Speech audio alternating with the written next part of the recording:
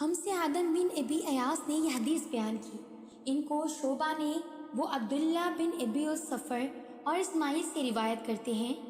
وہ دونوں شعبی سے نقل کرتے ہیں.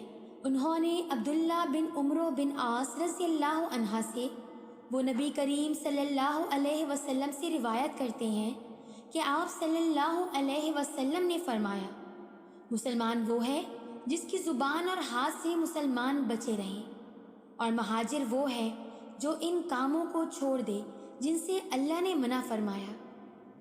ابو عبداللہ امام بخاری نے فرمایا اور ابو معاویہ نے کہ ہم کو حدیث بیان کی داؤد بن ابی ہند نے. انہوں نے روایت کی عامر شعبی سے. انہوں نے کہا کہ میں نے سنا عبداللہ بن عمرو بن عاص سے، وہ حدیث بیان کرتے ہیں جناب نبی کریم صلی اللہ علیہ وسلم سے وہی مذکورہ حدیث، اور کہا کہ عبدالاعلی نے روایت کیا داؤد سے، انہوں نے عامر سے، انہوں نے عبداللہ بن عمرو بن عاص سے، انہوں نے نبی کریم صلی اللہ علیہ وسلم سے.